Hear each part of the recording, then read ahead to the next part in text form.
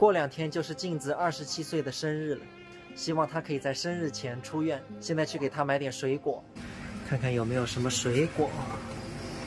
对，就剩下这点都给我，你把那个棒棒掰掉啊！我看好多都有。有棒棒它新鲜一点，还好不贵。这些荔枝7块2，一骑红尘妃子笑。杨贵妃吃的，镜子也要吃。4勾。你在干嘛？这就是对你的关心和爱。接着，你现在上个厕所真不容易，我要把这个拍下来，等以后孩子出来给他看看。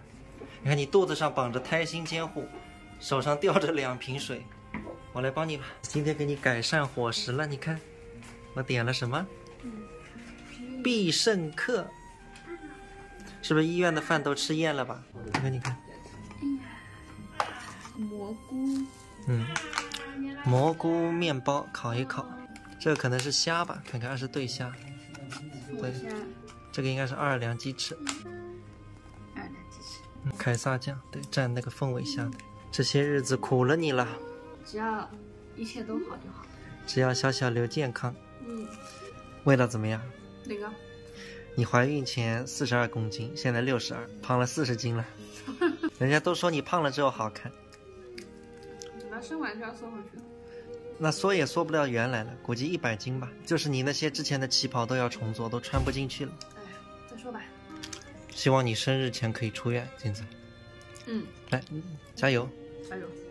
光盘全部吃光，镜子。产科这个病床是蛮小的，2个人只能脚对脚。楼下这些人在干嘛？镜子，我过去看看。真是太巧了，能赶上这么一个时刻。毕业了，这是2023届苏州大学，好像都是医学生，这些全部都是学霸，非常的荣幸可以近距离观看。不知道红衣服和蓝衣服的有什么区别？刚刚遇到2个要升研究生的，他们说马上要来这里规培了，附二院，而且规培的话是没有工资的，最苦最累的活都是你干，所以真的要培养一个好的医生真的是太难了。想想高考当中那些精英去学医，结果读了大学还要读研究生，最终毕业出来这么多人当中，能当上主任的又有几个？精英中的精英。但是我觉得让小孩学医真的蛮好的，前期可能投入大一点，但是别人年纪大了退休之后可能没工作啊什么的，学医的人越老钱越多。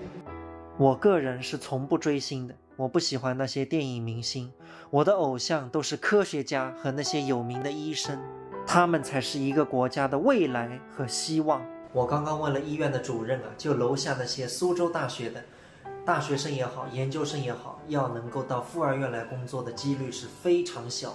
就是说苏大的医学研究生啊，目前只能进一些2甲或者说乡镇医院，要进到附二院来都要博士生，实在是太卷了。我觉得以后我的孩子还是好好传承艺术吧，做第8代的评弹传承人。